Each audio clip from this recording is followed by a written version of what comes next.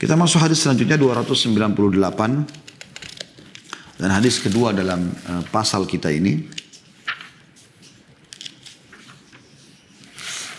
Yang bunyinya dari Uqbah bin Amir dengan sanad sahih tentunya. Yang pegang bukunya di halaman 316 ya. Dari Uqbah bin Amir radhiyallahu anhu dari Nabi SAW beliau bersabda, "Idza tatahhara ar-rajul thumma ata al-masjida yar'a as-shalah, kataba lahu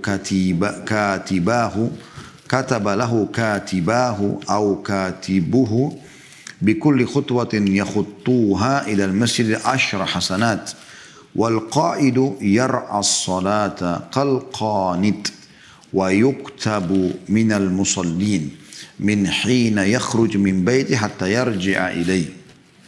Apabila seseorang bersuci kemudian datang ke masjid untuk menjaga sholat supaya mendapatkan sholat berjamaah wajib, maka kedua penulisnya, maksudnya malaikat kiri kanan di pundaknya, atau salah satu penulisnya akan menulis 10 kebaikan dengan setiap langkah yang diayunkannya ke masjid.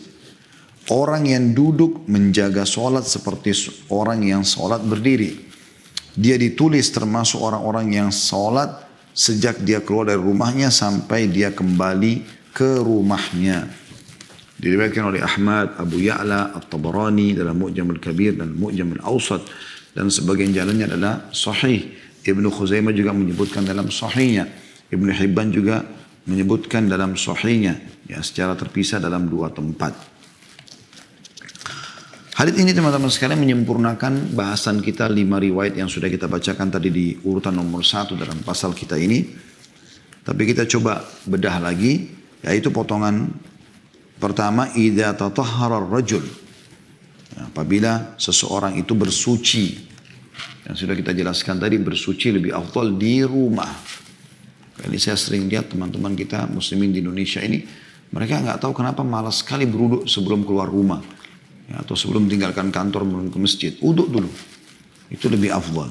Ya. Akhirnya antri di tempat wudu masjid. Gitu kan. Thumma atal masjidah yar'as shalah. Kemudian dia pergi ke masjid betul-betul karena ingin menjaga sholat itu, supaya jangan luput darinya. Ya. Dan ini berarti ada perintah teman-teman sekalian untuk tidak boleh main-main sholat dan tidak ada negosiasi. Azan, berhenti semua aktivitas. Tiba waktu sholat di awal waktu. Kejar berjamaah di saf pertama kalau perlu di masjid. Ya. Kataba lahu katibahu aw katibuhu bikulli khutwatin yakhuttuha ila al-masjid 10 hasanat. Ini luar biasa nih. Ini tambahannya dari lafaz-lafaz sebelumnya tadi. Maka kedua pencatat dari malaikat di kiri kanan pundaknya atau salah satu pencatatnya itu akan mencatat, ya, setiap langkahnya yang dia melangkah 10 pahala. 10 pahala. Tadi kan lafaz-lafaz sebelumnya, 1 langkah catat 1 pahala dan diangkat derajat yang 1 mengampuni dosa, kan gitu. Sekarang ternyata riwayat ini yang disahihkan oleh para ulama hadits Ahmad, Abu Ya'la, Tabarani, Ibnu Khuzaimah, Ibnu Hibban semuanya rahimahumullah. Ternyata Allah tambahkan lagi 10 pahala. Bisa bermakna tadi yang 1 pahala itu, yang 1 langkah dicatatkan pahala dan diangkat derajat, yang 1 mengampuni dosa, itu yang dilipat gandakan 10 kali lipat, atau memang Allah subhanahu wa ta'ala lebih luas lagi rahmatnya. Tadi langkah yang 1 dicatat 1 pahala, diangkat derajat, dan 1 mengampuni dosa. Bisa juga bermakna adalah dua-dua langkah ini, ya, karena di sini dikatakan dalam hadis bikulli khutwa yakhuttuha, di setiap langkah yang dia melangkah dicatat 10 pahala. Artinya yang tadi langkah pertama itu di hadis-hadis sebelumnya dicatat 1 pahala, diangkat 1 derajat. Yang 1 lagi dia melangkah, misalnya kanan dicatat itu, kiri dihapuskan dosanya. Dari sini tambahnya adalah ini ditambah 10 pahala, ini ditambah 10 pahala. Di sini ada pengampunan dosa, di sini ada 10 pahala. Di sini ada 1 pahala dan 1 derajat, ditambah lagi 10 pahala. Berarti ini 10 terus gitu ya. Pahala itu tambahannya. Ditambah dengan yang tadi sebelumnya ada 1 pahala, berarti 11 pahala dan 1 derajat. Yang ini 1 dosa dengan 10 pahala. Nah, ini luar biasa teman-teman. Harusnya sudah menjadi motivator, ya, bagi orang yang walaupun sebersit iman dalam hatinya untuk tidak menyanyiakan sholat di masjid. Selanjutnya Ya. Kata Nabi SAW, wal qaidu yar'as salata kal qanit. Ya, jadi kalau kita bagi hadis ini, potongan pertamanya itu adalah idza tatahhara ar-rajul. Kalau seseorang itu bersuci, yang sudah kita jelaskan, ini potongan pertama. Potongan kedua hadis adalah thumma atal masjid yar'as salat. Ya, kemudian dia ke masjid untuk menjaga solat itu supaya tidak luput dari dia, tidak masbuk, tidak ketinggalan takbiratul ihram pertama, tidak kehilangan berjamaah dan seterusnya. Potongan ketiga, katabalahu katibahu au katibu bi kulli khutwatin yahuttuha ila al-masjid 10 hasanat. Ini potongan ketiga. Maka setiap langkahnya akan dicatatkan 10 pahala oleh malaikat. Potongan keempat, wal qaidu yar'as salata kal qanit. Ya, ini tambahan juga dari lafaz-lafaz sebelumnya, yaitu orang yang duduk menjaga solat seperti orang yang berdiri solat. Jadi maksudnya datang ke masjid, dia duduk nih, dia tunggu antara maghrib isya misalnya. Nah pada saat dia duduk, sama saja walaupun dia duduk, dia cuman membaca beberapa ayat Al-Quran, berzikir, berdoa, atau dia majelis, atau duduk saja, walaupun dia diam. Maka sama dia sedang berdiri solat. Selama tadi sudah kita jelaskan hadisnya, dia pergi ke musola, tidak ada yang membuat dia pergi kecuali karena sholat. Apalagi kalau dia nunggu sholat yang setelahnya. Kemudian potongan yang kelima, wa yuktabu minal musallin, dan dia akan ditulis termasuk orang-orang yang sholat sejak dia keluar dari rumahnya. Min hina yakhruju min baiti hatta yarji ilai.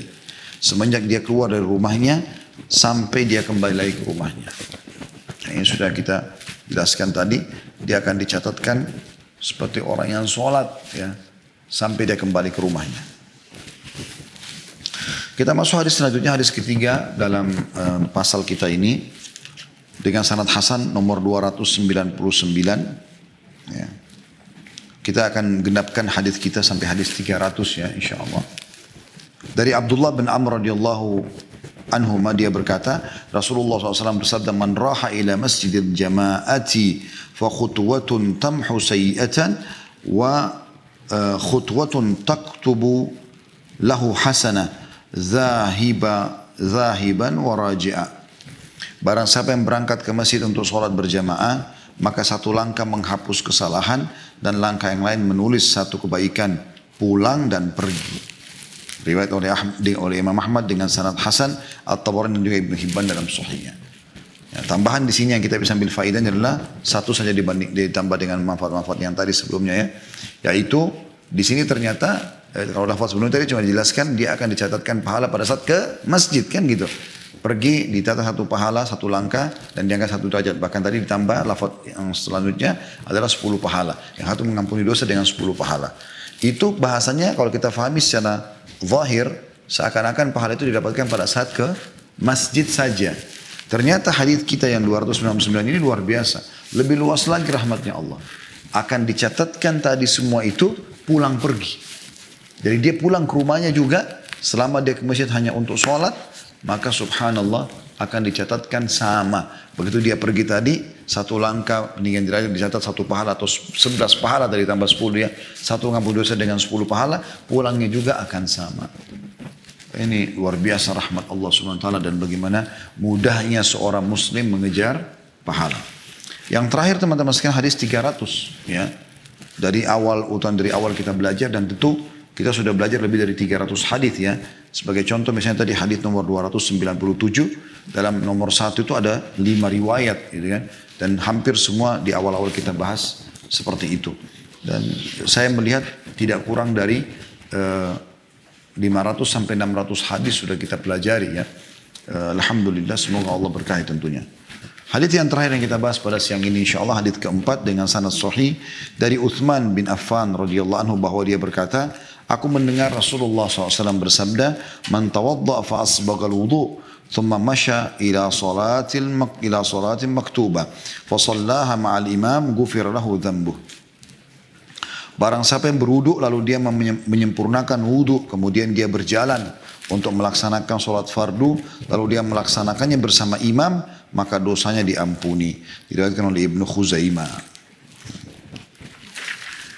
Hadis ini teman-teman sekalian memberikan pelajaran kepada kita hal yang penting sekali, yaitu perhatikan baik-baik yang kita tambahkan dari manfaat-manfaat yang sebelumnya ya, adalah sholat bersama imam.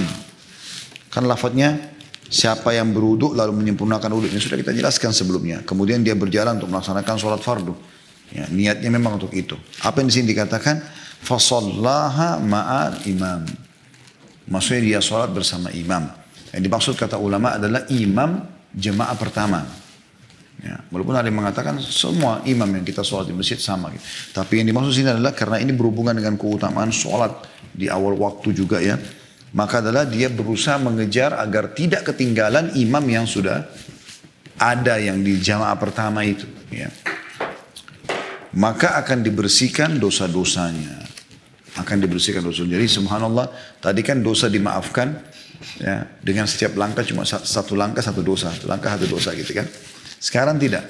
Kalau dia keutamaannya lebih luas lagi, kalau dia sholat berjamaah sama imam, dia kejar supaya jangan ketinggalan berjamaah sama imam, apalagi takbiratul ihram pertama, maka diampuni dosanya. Maksudnya dosa-dosanya. Rahmat Allah luas, kita berharap semua dosanya insya Allah. Allahu a'lam. Insya Allah kita akan lanjutkan pertemuan akan datang nanti di hadis nomor 301 ya. Masih dalam kitab sholat di bab yang sama atau di pasal yang sama.